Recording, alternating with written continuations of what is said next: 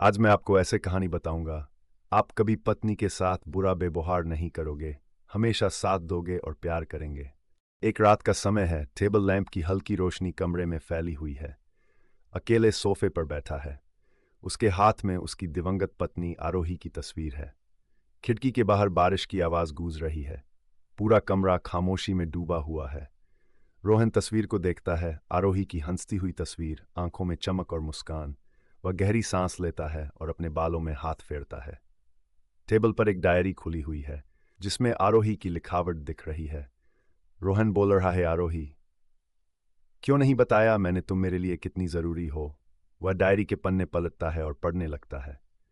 आरोही की डायरी। रोहन बहुत मेहनत करता है, लेकिन कभी कभी लगता है काश वो रुककर मुझे देखता, सच में मुझे देखता। मुझे हमारी हंसी, हमारी बातें बहुत याद आती हैं। रोहन की आंखों में आंसू आ जाते हैं। वह डायरी को बंद करके अपने सीने से लगा लेता है। रोहन, मैं हर चीज में उलझा रहा और तुम्हें छूटते हुए देख भी नहीं पाया। हंसी की आवाज कमरे में गूंजती है, जैसे रोहन अपनी यादों में खो गया हो। आरोही रसोई में है और रोहन को खाने का एक टुकड़ा चुराते हुए देख रही है। रोहन, खाना बनने दो पहले, तुम कभी नहीं सुधरोगे। सुधर के क्या करना है, जब मेरी आरोही मुझे ऐसा ही पसंद करती है। याद धीरे धीरे धुंधली हो जाती है। अपार्टमेंट और भी खाली महसूस होता है। खुद से बोला, मैंने सोचा था हमारे पास और समय होगा।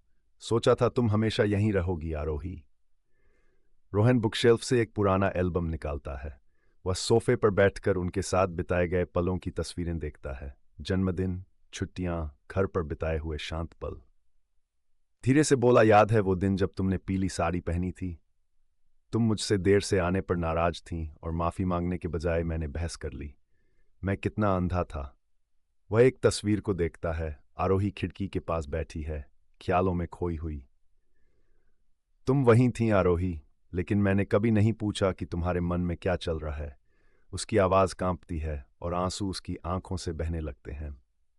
टूटे स्वर में बोला, मैं तुम्हें बहुत याद करता हूं। काश तुम्हारी आवाज फिर से सुन पाता, तुम्हारा हाथ फिर से थाम पाता।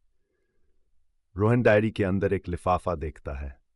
उस पर लिखा है, रोहन के लिए। कांपते हुए हाथों से वह उसे खोलता है और पढ़ने लगता है। आरोही का पत्र।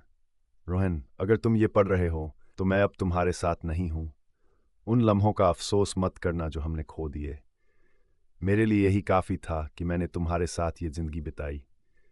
मैं जानती हूं कि तुम मुझसे अपने तरीके से प्यार करते थे, भले ही तुमने हमेशा कहा नहीं। लेकिन मुझसे एक वादा करो, मेरी गैर मौजूदगी को अपनी जिंदगी पछतावे से मत भरने देना।